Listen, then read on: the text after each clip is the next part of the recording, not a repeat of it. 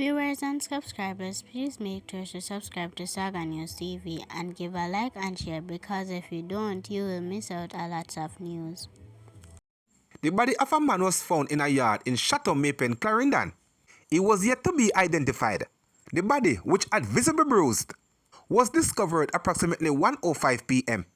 The police were summoned and the body was removed to the morgue. The Mapen Criminal Investigation Branch is investigating. The two-man charged in connection with the death of a St. Catherine contractor, Humphrey Brown, was reportedly missing and later found burned in a shallow grave. Were remanded in the parish court on Tuesday. Leonardo Swaby and Nathan Williams, both of St. John's Road in Spanish Town, St. Catherine, are charged with murder, conspiracy to murder, and unlawful burial of a corpse.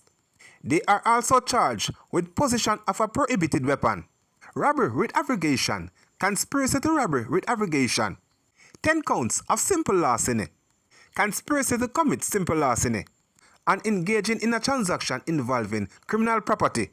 The case has transferred to the gun court and will next be mentioned on September 26.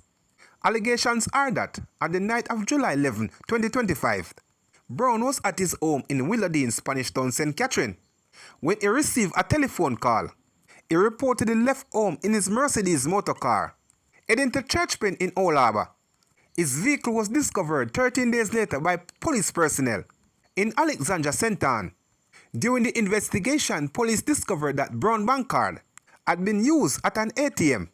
CCTV footage reportedly revealed two men, later identified as Swaby and Williams, allegedly conducting transaction using Brown card.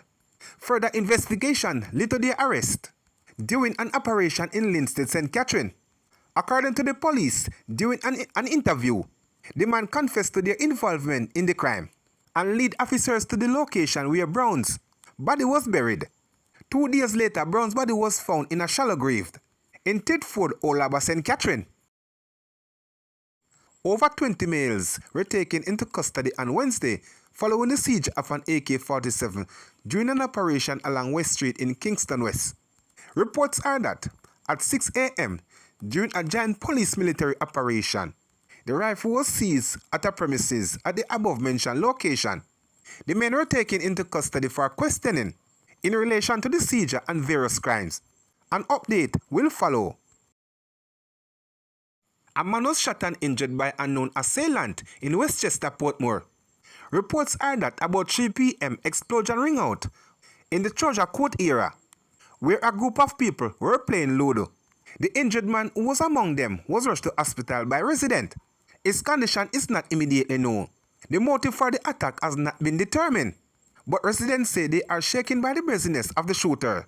The incident comes less than 24 hours after the shooting in nearby Waterford, where 2 elderly residents and a teenager were shot and injured during a wake along West Road in Portland.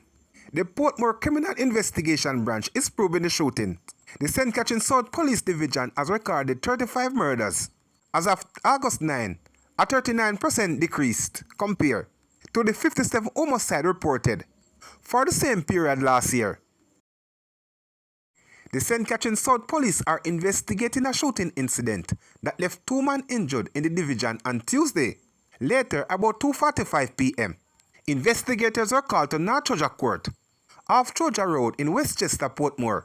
Checks reveal that 2 men, aged 26 and 21, had been shot and injured by gunmen. They were taken to hospital where they were admitted for treatment. Lawmen have not yet established a motive for the incident. The police are continuing their investigation. The Central Village Police in St. Catherine are investigating the shooting of a man on Zion Lane in the area on Tuesday. The police say they were called to the location approximately 11:25 a.m. by residents. Upon arrival, the man was found suffering from gunshot wounds. He was assisted to the Spanish Town Hospital for treatment. An investigation has been launched into the murder of a man who was gunned down by police Tuesday morning in Rockall, St. Andrew. The deceased has been identified as 35 years old Joel Alfonso of a Rockall address. The incident occurred at about 4:35 a.m. He was taken to the Kingston Public Hospital where he was pronounced dead. The police say a firearm was seized during the incident. The Constant Spring Criminal Investigation Branch is also investigating. The Independent Commission of Investigation is probing the matter. As of August 12, some 194 persons have been fatally shot by the security force, including 4 so far this month.